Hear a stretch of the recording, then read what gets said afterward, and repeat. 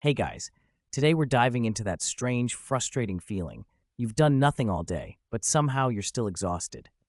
You wake up, scroll for hours, maybe lounge around in your pajamas, no big errands, no meetings, and by evening your body feels like it ran a marathon it doesn't remember signing up for.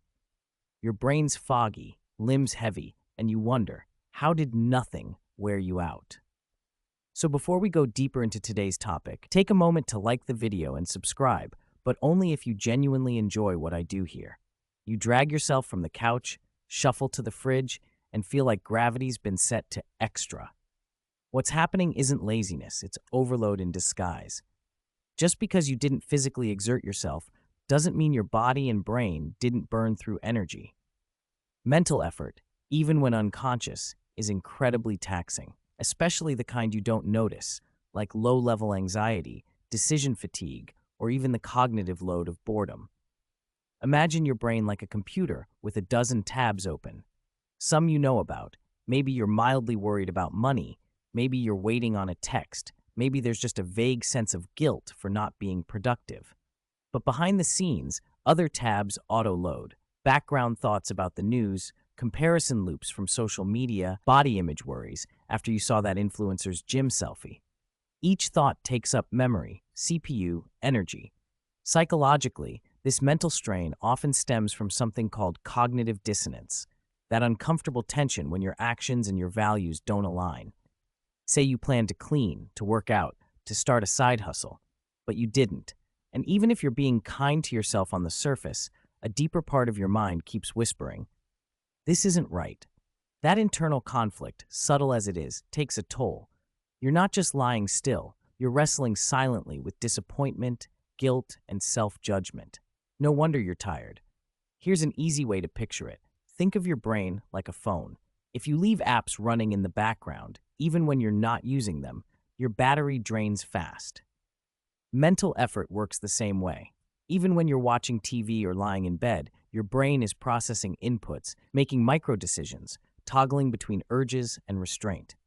Add emotional context, like regret or comparison, and suddenly the simplest rest day becomes a battleground of quiet chaos. Then there's the sneaky effect of decision fatigue. Even doing nothing involves constant choice points: what to wear, what to watch, whether to answer that message, whether to feel bad about not working. You might think you've opted out of the grind for the day, but your brain didn't get the memo. It's still running the show, weighing options, buffering emotions, trying to predict outcomes. This constant micro-deciding is deeply tiring, especially when there's no clear reward. And let's not forget sensory saturation. You might not be climbing a mountain, but your mind is still bombarded. Notifications, flashing lights from screens, background chatter from TV shows, endless scrolls of stimulation. Your nervous system was never built for this kind of unrelenting, low-grade sensory input. It's like eating candy all day. At first, it feels like nothing, but eventually, your system crashes. Fatigue sets in, not from lack of movement, but from overstimulation without release. The wild part, your body reacts to mental stress similarly to physical exertion. Stress hormones like cortisol and adrenaline still spike. Heart rate increases slightly. Muscles may even tense without you noticing. That's why, even on a lazy day, your body feels used and your brain foggy. The idleness is deceptive. Underneath, you've been in survival mode all along. Let's ground this in a real-life example. Think of a day when you skipped all chores, didn't go out, just binged shows. On paper, that's rest. But how did you feel that night? Probably drained. Contrast that with a day when you took a brisk walk, did a bit of creative work, maybe talked to a friend. You were active, but likely felt better, not worse. Why? Because purposeful action, even small, often restores energy. But passive processing without outlet just keeps your system in standby burnout. This is why people can feel more tired after a weekend of doing nothing than after a productive weekday. It's not you being broken, it's how human cognition works. Rest isn't the absence of action, it's the presence of recovery. And without mindful recovery, even stillness becomes exhausting. You stay in bed late, sunlight slipping through the blinds in streaks you half ignore. You tell yourself, "I'm giving my body a break," but as hours pass and the day stalls out, you don't feel rested, you feel heavier, not just physically, but emotionally. And now, the strange weight of inactivity begins to show its true face. When nothing happens outside you, something shifts inside, and often not in a good way. See, inactivity doesn't just affect your muscles, it messes with your emotional circuits too. When you're still for too long, your brain starts looking for stimulation elsewhere. That can lead to overthinking, rumination, or even spirals of self-doubt. Without the gentle rhythm of motion, your mental landscape becomes static, and in that quiet, your mind sometimes turns on itself. Psychologically, this is a side effect of emotional inertia. Your brain likes momentum, even emotionally. When nothing external changes, your internal state tends to stagnate. If you start your day a little down and then just float through time, that mood doesn't lift, it thickens. Your mind, lacking new input, starts chewing on the same ideas over and over. And usually, they're not the uplifting ones. You felt this before, right? A nothing day that turns into a low-energy spiral where everything feels slightly off. You can't name why, but suddenly, you're thinking about every bad conversation you've ever had, every time you flaked on something, every person who's doing better than you. The stillness becomes a mirror, sometimes a magnifying one. That's your emotional energy depleting without any fresh experience to recharge it. There's a psychological theory called learned helplessness. When people feel like they have no control over their environment or outcomes, they slowly lose motivation and vitality. Even though your situation might be entirely different, a long stretch of inactivity can mimic that same pattern. Without clear feedback loops or meaningful engagement, your brain can feel trapped. And just like that, your energy drains, not from movement, but from emotional suffocation. Think of it like this.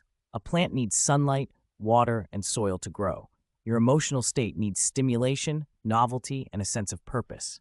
Take those away, and what's left? Emotional fatigue. That dull, hard-to-shake tiredness that makes everything seem like too much, even brushing your teeth. When you're still too long, you're not just doing nothing, you're being deprived of the signals that help you feel alive. Let's ground this in an example. Picture yourself spending a whole day lying on the couch, no plans, no structure. You occasionally glance at your phone, maybe open a streaming app, maybe scroll TikTok. Hours blur. At first, it feels chill, but by 5 p.m., you're restless, maybe even irritable. A vague sadness sets in.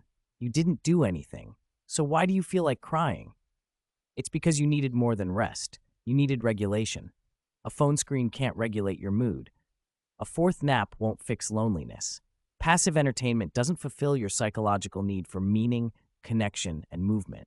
When those needs go unmet, your emotional fuel gauge plummets. And emotional depletion is exhausting. That's why even getting up to make toast can feel like climbing Everest on those lazy days. And here's the paradox. The more drained you feel, the less likely you are to do the things that would actually help. It's a feedback loop. Fatigue leads to inaction. Inaction deepens fatigue. That's the emotional trap of unstructured stillness. It feels like rest, but it actually postpones recovery. One psychological effect that adds to this is low dopamine activity. Dopamine isn't just the reward chemical. It's tied to motivation and forward motion. When you do something engaging, whether it's painting a doodle or just tidying up a shelf, dopamine levels rise a little. But when you sit passively all day, your brain doesn't get that nudge. And without dopamine, everything starts to feel flat, gray, and pointless. That's emotional fatigue showing up at the chemical level. You might not notice this shift at first, but your mind does. It starts asking silent questions. Why do I feel off? Am I wasting time? Is something wrong with me? And just like that, your emotional bandwidth is stretched thin. Not because you've done too much, but because you haven't done enough of what helps you feel human. You weren't meant to be in constant motion, sure, but you also weren't meant for static days full of nothingness. A little structure, a little purpose, a little light movement, that's often all it takes to restore energy. You don't have to write a novel, just fold the laundry, text a friend, sit in the sun for 5 minutes.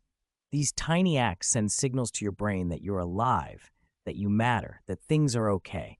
Even the smallest step breaks the inertia. And once that shift happens, even if it's subtle, you'll notice your fatigue begins to lift, not from caffeine or sleep, but from emotional clarity. You're not lazy. You're not broken. You're just running on emotional and cognitive fumes, and the tank got low without you noticing. Remember, rest isn't the absence of doing, it's the presence of healing. As Aristotle said, we are what we repeatedly do. And Maya Angelou reminded us, nothing can dim the light which shines from within.